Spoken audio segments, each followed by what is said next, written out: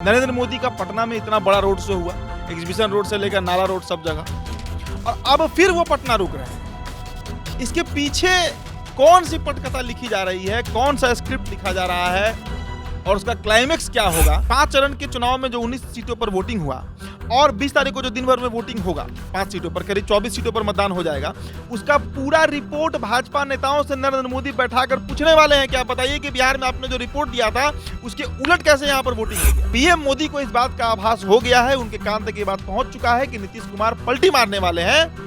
उस बात की शिनाख्त करने के लिए भी नरेंद्र मोदी यहाँ पर नाइट स्टे कर रहे हैं, पटना में रुक रहे हैं 20 मई के रात को।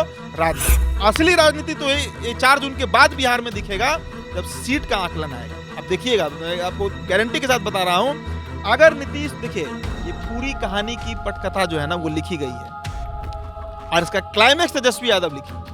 बिहार में 4 जून के बाद का जो सियासत होगा उसका पटकथा नीतीश कुमार ने लिखा, क्लाइमेक्स तेजस्वी यादव लिखने जा रहे हैं और लिख रहे हैं तेजस्वी यादव। और इस बात से भाजपा में हड़कंप, राजनीति में सिद्धांत कम से कम बिहार के नेता तो नहीं कर सकते हैं, लेकिन इस बार मेरा अपना अनुमान है कि तेजस्वी यादव का राजअभिषेक जो है वो नीतीश कुमार अपने हाथ से करके तभी रिटायरमेंट लेंगे राजनीति से। बिहार चिराग के वोटर नीतीश के वोट नहीं कर रहे हैं प्रत्याशियों को, बीजेपी के जो वोटर हैं वो नीतीश के प्रत्याशियों को वोट नहीं कर रहे हैं।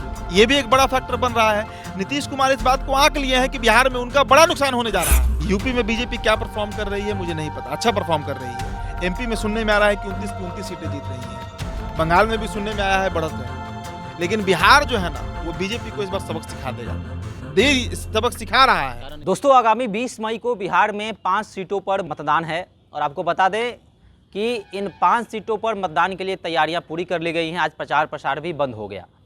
देखिए, खबर ये आ रही है कि नरेंद्र मोदी जो हैं एक बार फिर से बिहार आ रहे हैं। पटना में उनका भव्य रोड शो तो हुआ ही था जो ऐतिहासिक रहा था। मोदी एक बार फिर से बिहार की राजधानी पटना में पधारेंगे। क्या खबर निकल कर आ रही है? एक तरफ खबर है कि नीतीश कुमार जो है 4 जून के बाद पलटी भी मार सकते हैं, वह एक बार फिर से पलटकर महागठबंधन की तरफ जा सकते हैं। तमाम खबरें जो है राजनीतिक गलियारों में तैर रही हैं। इन तमाम विषयों पर बात करने के लिए मेरे साथ मेरे सहयोगी उदित तारण मौजूद हैं। खबर है कि नरेंद्र मोदी फिर से एक बार पटना पधार रहे हैं और इस बार जो है मतलब कारण क्या है जो नरेंद्र मोदी को दूसरी बार पटना आना पड़ रहा है, बिहार की राजधानी पटना आना? क्या कोई टेंशन है, क्या चिंता है, किस चीज़ का पता करने आ रहे हैं, क्या कुछ है? देखिए शुभम, प्रधानमंत्री का तो खैर हमको लग रहा है कि 1 दर्जन के आसपास दौरा बिहार का हो चुका है।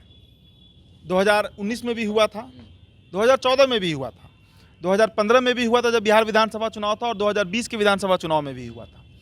लेकिन पटना में स्टे करना थोड़ा अचंभित जरूर करता है और बहुत तार्किक समझ में नहीं आता है कि आखिर नरेंद्र मोदी को 1 सप्ताह के भीतर देश के प्रधानमंत्री को पटना में दोबारा क्यों रुकना पड़ रहा है। देखिए, आना जाना अलग बात है, लेकिन आकर यहाँ पर स्टे करना एक बड़ा मैसेज है। कहा जा रहा है कि 21 तारीख को स्वर्गीय सुशील कुमार मोदी के परिवारजनों से उनको मिलना है। इसके अलावा 2 जगह पर नरेंद्र मोदी की सभा भी है। एक तो आपको यहीं पर गोरिया कोठी में है जो महाराजगंज और सिवान के बॉर्डर पे पड़ता है, और दूसरा शायद चंपारण में है, अभी जगह का नाम मुझे याद नहीं आ रहा है, लेकिन 2 सभा है नरेंद्र मोदी का 21 तारीख को, इसलिए वो रुक रहे हैं। फिर ये भी कहा जा रहा है कि 21 तारीख को सुबह सवेरे ही वो जाकर सुशील मोदी के परिवारजनों से मिलेंगे। ये भी कहा जा रहा है कि पीएम मिलेंगे।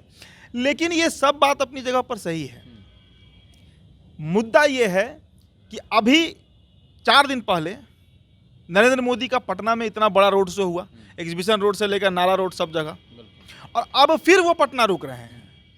इसके पीछे कौन सी पटकथा लिखी जा रही है, कौन सा स्क्रिप्ट लिखा जा रहा है और उसका क्लाइमेक्स क्या होगा, इस पर चर्चा बहुत जरूरी है। अब देखिए, अगर बिहार के परिप्रेक्ष्य में बात करें, आपने अपने ओपनिंग रिमार्क में भी बताया शुभम कि नीतीश कुमार के पलटी मारने की भी चर्चा है कि नीतीश कुमार पलट सकते हैं 4 जून के बाद।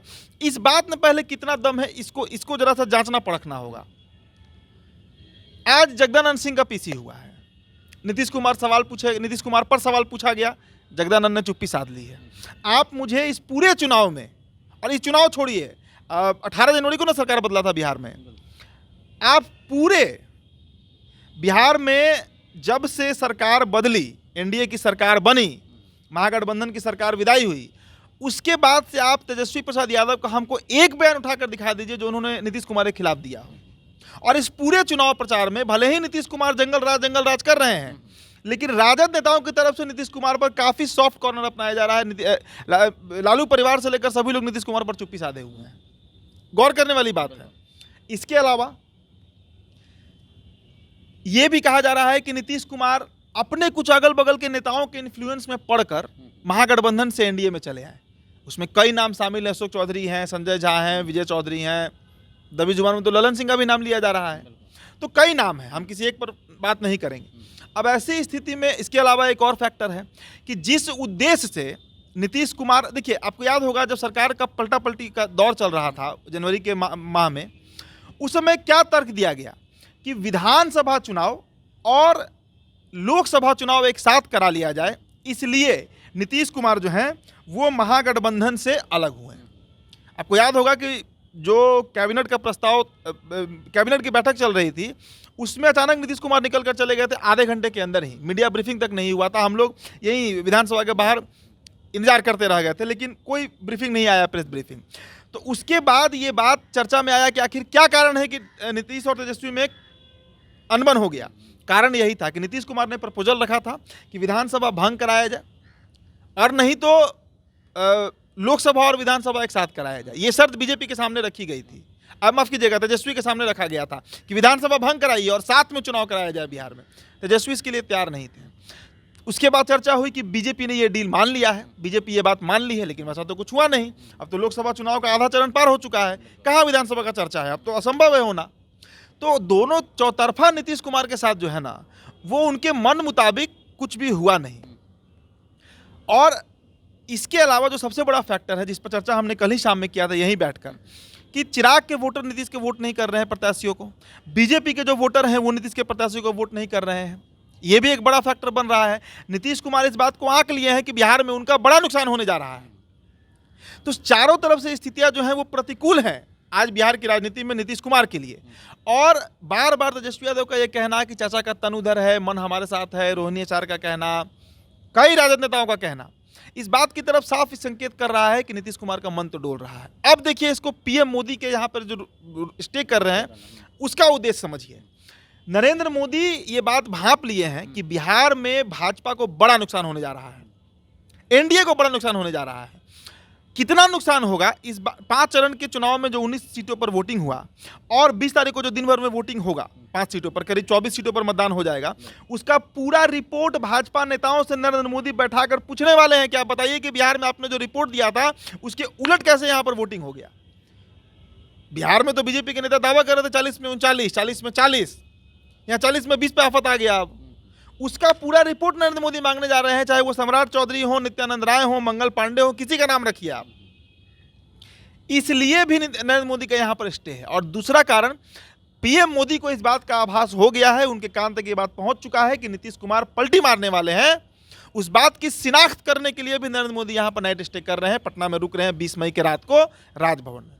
अच्छा, क्या नरेंद्र मोदी या फिर भाजपा के जो आला कमान है वह पछताएगा कि नीतीश कुमार की पार्टी को 16 सीट दे दी है बिहार में, इतना नहीं देना चाहिए था? देखिए बीजेपी के लिए अब सिवाय अफसोस करने के, रिग्रेट करने का और कुछ बचेगा भी नहीं इस लोकसभा चुनाव के बाद। यूपी में बीजेपी क्या परफॉर्म कर रही है मुझे नहीं पता, अच्छा परफॉर्म कर रही है। एमपी में सुनने में आ रहा है कि 29 की 29 सीटें जीत रही हैं, बंगाल में भी सुनने में आया है बढ़त है। लेकिन बिहार जो है ना वो बीजेपी को इस बार सबक सिखा देगा, सबक सिखा रहा है। नीतीश कुमार है, बीजेपी का अपना फैक्टर है। सिर्फ नीतीश कुमार पर दोष दे देने से भाजपा नेता थोड़े बच जाएंगे। ये कहना कि सिर्फ नीतीश कुमार को हम साथ लिए इसलिए हमको बिहार में बीजेपी को इतना नुकसान हुआ, गलत बात है। आपको इस बात का पूर्वानुमान नहीं था क्या? अगर पूर्वानुमान नहीं था तो फिर आप कैसे राजनीतिज्ञ हैं? आपको राजनीति की समझ नहीं है बीजेपी नेताओं को यहाँ पर। और अगर आपको समझ था कि नीतीश कुमार आपको वोट ट्रांसफर करा सकते हैं तो फिर नीतीश कुमार पर आप कैसे दोषारोपण कीजिएगा? और बिहार बीजेपी की स्थिति बहुत खराब है। यहाँ पर जमीनी हकीकत यही है कि इस बार नीतीश साथ रहे या अगर नहीं भी रहते तो भी बीजेपी की यही फजीयत होने वाली थी। ये ग्राउंड रिपोर्ट है। तो नरेंद्र मोदी के यहाँ पर स्टे करने का जो पूरा कारण है वो कारण यही है कि नीतीश कुमार का एक तरफ पलटी मार जो खबर है उसकी पूरी जानकारी नरेंद्र मोदी को चाहिए। देखिए 4 जून के बाद बिहार में सियासत, असली सियासत शुरू होगा। अभी तो लोकसभा का चुनाव चल रहा है, अभी तो लोकसभा का वोटिंग चल रहा है, मतदान चल रहा है, 5वें चरण का मतदान है, फिर 25 तारीख को 6 फेज का है और 1 जून को 7वें फेज का है। असली राजनीति तो ये 4 जून के बाद बिहार में दिखेगा जब सीट का आकलन आएगा। अब देखिएगा, मैं आपको गारंटी के साथ बता रहा हूं, अगर नीतीश, देखिए ये पूरी कहानी की पटकथा जो है ना वो लिखी गई है और इसका क्लाइमैक्स तेजस्वी यादव लिखेंगे। बिहार में 4 जून के बाद का जो सियासत होगा उसका पटकथा नीतीश कुमार ने लिखा, क्लाइमेक्स तेजस्वी यादव लिखने जा रहे हैं और लिख रहे हैं तेजस्वी यादव। और इस बात से भाजपा में हड़कंप है, पूरे बीजेपी लॉबी में हड़कंप है, और यही कारण है कि आज नरेंद्र मोदी को दोबारा, तो ये थोड़ा सा आप बताइए ना, अप्रासंगिक नहीं लग रहा है क्या शुभम? ये नेचुरल लग रहा है क्या कि नरेंद्र मोदी जो हैं देश के प्रधानमंत्री हैं, उनको बिहार में 2-2 बार क्यों स्टे करना पड़ा? अभी 13 तारीख को ना हुआ था रोड शो, आप ही लोग कवर कर रहे थे, 13 तारीख को रोड शो हुआ, उस दिन रात में यहाँ पर स्टे कर गए नरेंद्र मोदी। देखिए, प्रधानमंत्री हैं, देश के किसी कोने में रुक सकते हैं, ये बड़ा चर्चा का विषय नहीं है, लेकिन बिहार में पर्टिकुलर रुकना ये चर्चा का विषय है। तो मैंने कल भी कहा था ना वीडियो में कि एक 32 साल के युवा को बीजेपी ने अंडर एस्टिमेट किया, वो युवा तेजस्वी यादव है, और अब वो बीजेपी को भारी पड़ रहा है। इस कदर भारी पड़ रहा है कि आज पीएम को 2-2 बार पटना आकर रुकना पड़ रहा है। तो नीतीश कुमार का मन अब डोल चुका है। और ये खबर देखिए, ये खबर कोई हमारा नहीं है, तमाम नेशनल चैनल पर चर्चा घंटों घंटा इस पे हो रहा है। कन्हैया कुमार कुछ कह रहे हैं, प्रशांत किशोर कुछ कह रहे हैं, तमाम वरिष्ठ पत्रकार विश्लेषक कुछ और कह रहे हैं, लेकिन कहानी तो घूम फिर के आ रहा है नीतीश कुमार के ऊपर ही ना, कि 4 जून के बाद पलटी मार सकते हैं। 2025 का बिहार विधानसभा चुनाव, चेहरा तेजस्वी रहेंगे या फिर नीतीश कुमार रहेंगे, अगर ये भी प्रश्न बन सकता है फिर?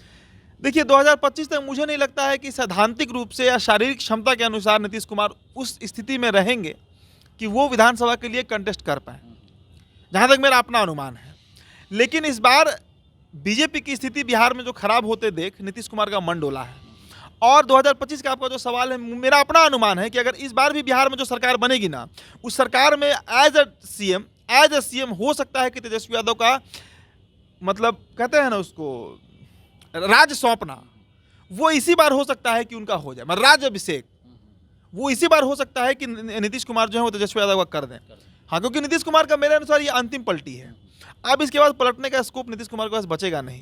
क्या स्कोप बचेगा बताइए ना? अब 2 महीना 3 महीना पर नीतीश कुमार अगर इधर उधर करेंगे तो कोई मतलब ही नहीं रहेगा फिर राजनीति का, ना कोई सिद्धांत। वैसे भी सिद्धांत और प्रिंसिपल की बात करना बिहार में बेकार है किसी भी पार्टी के लिए, सिवाय राजद को छोड़कर। बीजेपी, राजद का भी तो वही स्थिति है। देखिए, तो राजद भी तो नीतीश कुमार को बार बार एक्सेप्ट कर ही रहा है। सभी पार्टियों का वही गुणागणित है। राजनीति में सिद्धांत कम से कम बिहार के नेता तो नहीं कर सकते हैं। लेकिन इस बार मेरा अपना अनुमान है कि तेजस्वी यादव का राज्याभिषेक जो है वो नीतीश कुमार अपने हाथ से करके तभी रिटायरमेंट लेंगे राजनीति से बिहार के। चलिए, तो नीतीश कुमार 18 जनवरी को जब नीतीश कुमार ने पलटी मारी थी इस बार, तो ये भी खबर जो है राजनीतिक गलियारों में तैर रही थी कि लोकसभा के लिए नीतीश कुमार इससे एनडीए खेमे में पहुंचे हैं, और 2025 का जो विधानसभा चुनाव है वो फिर से वो तेजस्वी यादव के साथ ही लड़ेंगे। और ये पूरा क्लाइमैक्स तैयार किया गया है, पटकथा तैयार की गई है। लेकिन 4 जून के बाद हो सकता है इस पर मुहर लग जाएगी और नीतीश कुमार एक बार फिर से लालू प्रसाद यादव के साथ, तेजस्वी प्रसाद यादव के साथ दिखते हुए नजर आ सकते हैं, और बिहार में फिर से एक नई राजनीति का उदय होगा। तेजस्वी यादव के हाथों में कमान सौंप कर जो है फिर से एक बार सरकार बनाई जाएगी, और फिर 2025 का विधानसभा चुनाव जो है साथ में लड़ा जाएगा। 4 जून के बाद इस पर मुहर लगने की भी संभावना है। आपका क्या कहना है? क्या नीतीश कुमार एनडीए में आकर सही किए? क्या महागठबंधन के साथ ही उनको रहना चाहिए था? तमाम तरह की चीज़ें हैं, क्या आपको लगता है? अभी हमारे साथ साझा कर सकते हैं। धन्यवाद।